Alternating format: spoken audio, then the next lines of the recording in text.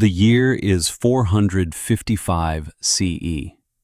The most powerful city on earth is burning. Not because of an invasion from a foreign power, not because of famine or plague, but because one man, a man who called himself emperor, opened the gates himself and invited the enemy in. He handed over his own capital, his own people, his own treasury, because he thought it would save his throne. It didn't. What it did was end an empire that had stood for over 1,000 years. This is what history doesn't teach you about power. The most dangerous enemy a kingdom ever faces is rarely the one at the gates. It is almost always the one sitting on the throne. These are not simply stories of bad kings. Every ruler on this list commanded armies, controlled treasuries, and held the lives of millions in their hands. What makes them extraordinary is not that they failed. It is how they failed. With a consistency so precise, so self-destructive, so methodical that the pattern demands an explanation. Because when 10 different rulers across 10 different civilizations make the same catastrophic mistake in 10 different centuries, you are no longer looking at individual incompetence. You are looking at something structural. Something about the nature of absolute power itself that turns brilliant men into architects of their own ruin. Number 10. Montezuma II, Aztec Empire, 1520. Montezuma II ruled the most powerful empire in the Western Hemisphere. His territory covered 200,000 square kilometers.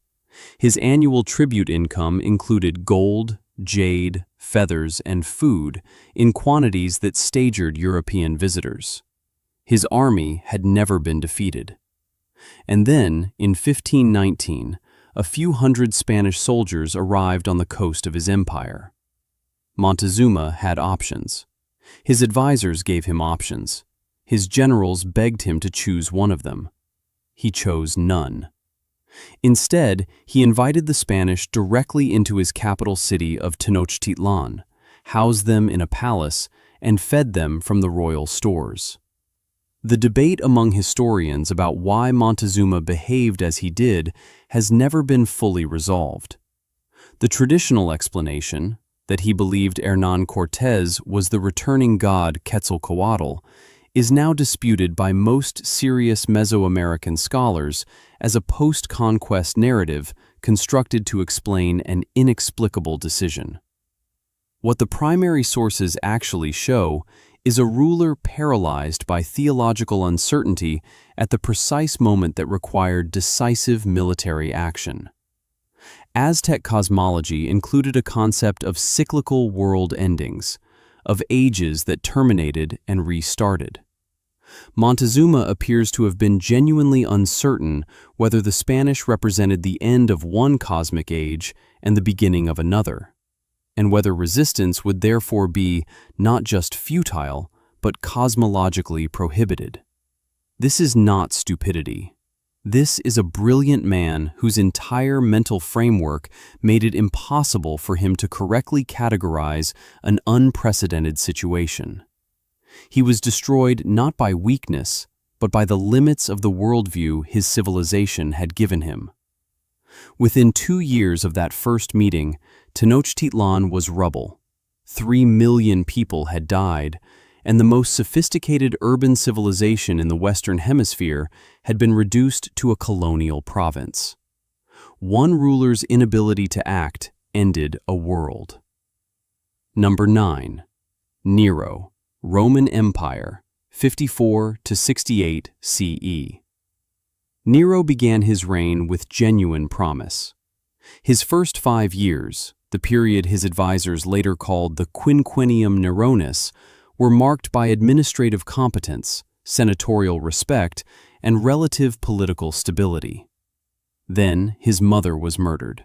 He ordered it himself, and something in the architecture of his rule collapsed entirely. The Roman historian Suetonius, writing within living memory of Nero's reign, documents a pattern that modern psychologists would recognize immediately. A ruler increasingly incapable of tolerating any form of criticism, reality testing, or negative feedback. Nero executed senators who questioned him. He executed generals who outperformed him. He executed advisors who told him things he didn't want to hear. Each execution reduced the pool of people willing to speak honestly to him. Each reduction in honest feedback made the next disastrous decision more likely. This is a feedback loop, and it runs in only one direction. When the Great Fire of Rome burned in 64 CE, likely accidentally, despite the legend, Nero's response was not to organize relief and rebuilding in ways that would consolidate his political support. Instead, he appropriated the burned land to build himself a palace so enormous that Roman satirists called it the House of Gold, and noted that it had consumed the city that used to surround it. He funded this project by debasing the currency and raising taxes on a population that had just lost their homes. The Praetorian Guard that killed him in 68 CE did not act alone. They acted because a man who had been handed the most powerful administrative system on Earth had spent 14 years systematically destroying every mechanism that might have saved him from himself. Number 8. Ivan IV, Ivan the Terrible, Russia, 1547 to 1584. Ivan IV is one of the most extraordinary rulers in Russian history, precisely because he was two different people in sequence. The first Ivan, the administrator, the legal reformer, the military strategist who expanded Russian territory dramatically and modernized the state, was genuinely one of the most capable rulers of the 16th century. The second Ivan, the paranoid, the Oprichnina commander, the man who beat his own son to death with a staff in 1581, was the person who inherited control of everything the first Ivan had built and proceeded to dismantle it with the same systematic energy. The turning point that historians identify is the death of Ivan's first wife, Anastasia Romanovna, in 1560. Ivan became convinced, with no substantive evidence, that she had been poisoned by the boyar nobility. This belief, which modern historians consider almost certainly wrong, transformed his relationship with the Russian aristocracy from transactional suspicion into something closer to an extermination campaign. He created a separate, parallel state called the Oprichnina, staffed it with personal loyalists operating outside normal legal constraints, and unleashed it on the very class of people whose administrative competence was keeping the Russian state functional. The Novgorod massacre of 1570, in which Oprichnina forces killed somewhere between 2,000 and 60,000 people, depending on the source, the uncertainty itself is revealing. Targeted one of Russia's most economically productive cities, because Ivan had received an anonymous letter suggesting the city might defect to Lithuania. There is no evidence it was true. By the end of his reign, the territories Ivan had brilliantly expanded were half depopulated. The economy was in collapse, and the state he had spent decades building was so destabilized that it collapsed entirely within 30 years of his death in the catastrophe Russians call the Time of Troubles. One man's paranoia cost Russia a century. Number 7. King John of England, 1199 to 1216. King John is the man who made the Magna Carta necessary. That sentence sounds like a compliment. It is not. What it means is that John managed to unite the English nobility, the Church of Rome, and the French crown, three entities that agreed on almost nothing, in a common conviction that he was so dangerous and so incompetent that formal legal limits on royal power were preferable to allowing him to continue governing without constraint. John inherited from his brother Richard I one of the most militarily powerful kingdoms in medieval Europe. Richard had spent his reign on crusade and in captivity, and the kingdom had essentially administered itself in his absence. John proceeded to lose Normandy to the French in 1204. the most valuable English territory on the continent, held since 1066, through a combination of military misjudgment and the alienation of the very Norman barons whose cooperation he needed to defend it. He then spent the next decade raising taxes on a baronage that had watched him lose their ancestral lands to fund wars they had already told him he would lose. The chronicles of Roger of Wendover and Matthew Paris, written within decades of John's reign, describe a ruler who was tactically clever. John was not militarily incompetent in every context, but strategically catastrophic, capable of seeing the next move, but consistently blind to the move 3 positions beyond it. When the barons finally forced him to sign the Magna Carta at Runnymede in 1215, John signed it with no intention of honoring it, immediately appealed to the Pope to void it, and triggered a full baronial rebellion that invited French military intervention. He died of dysentery in 1216, in the middle of a war he had made inevitable, having converted what he inherited into rubble. The kingdom he passed to his 9-year-old son Henry III was bankrupt, occupied in part by the French, and technically in a state of civil war. Number 6. Qin Er Shi, Qin Dynasty, China, 210 to 207 BCE. The Qin dynasty is one of the most remarkable political achievements in human history. Qin Shi Huang unified 6 warring states into a single empire, standardized weights, measures, currency, and script across a territory of millions, and built an administrative system that would serve as the template for Chinese governance for 2,000 years. His son, Qin Er Shi, inherited all of this and destroyed it in 3 years. Qin Er Shi did not destroy the dynasty through military defeat or natural disaster. He destroyed it by eliminating every person who had built it. His first act was to execute 12 of his brothers and 10 of his sisters, specifically those who had the administrative experience and political relationships that might have made them useful advisors or dangerous rivals. He then placed virtually all executive power in the hands of a single eunuch administrator named Zhao Gao, who was running a personal political purge so comprehensive that court officials learned to survive by agreeing with everything, accurate or not. The historical sources, particularly the Shiji of Sima Qian, describe a now famous incident in which Zhao Gao presented the emperor with a deer and called it a horse.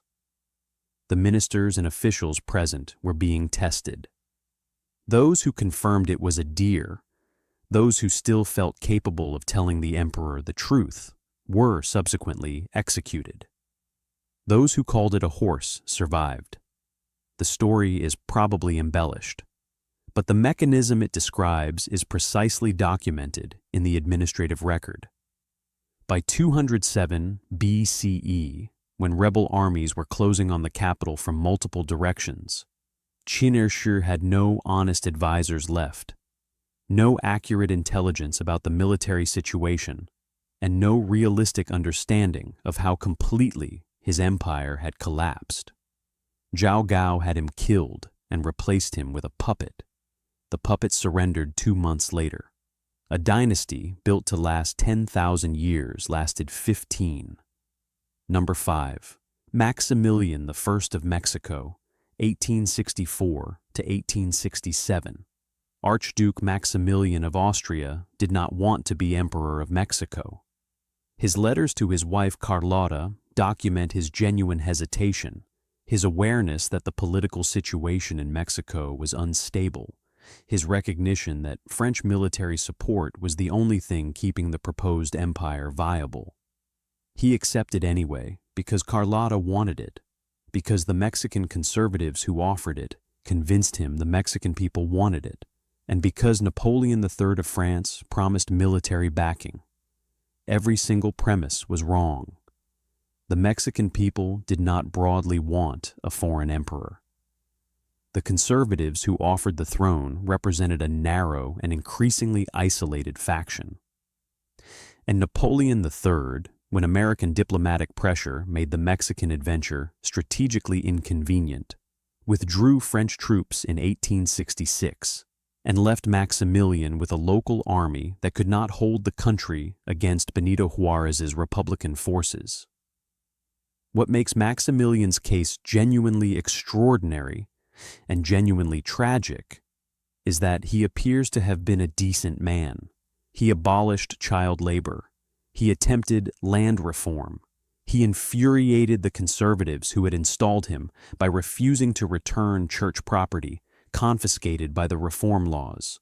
He was trying to actually govern justly, which made him enemies on both sides while satisfying neither.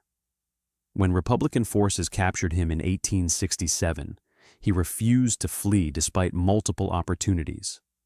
He was executed by firing squad on June 19, 1867, at the Hill of Bells in Querétaro. He reportedly gave each of his executioners a gold coin and asked them to aim at his heart to spare his face. He was 34 years old. He had destroyed his position not through malice, but through a fatal inability to recognize that the situation he had been given was built on false premises, and that no amount of good governance could fix an empire that should never have been offered to him.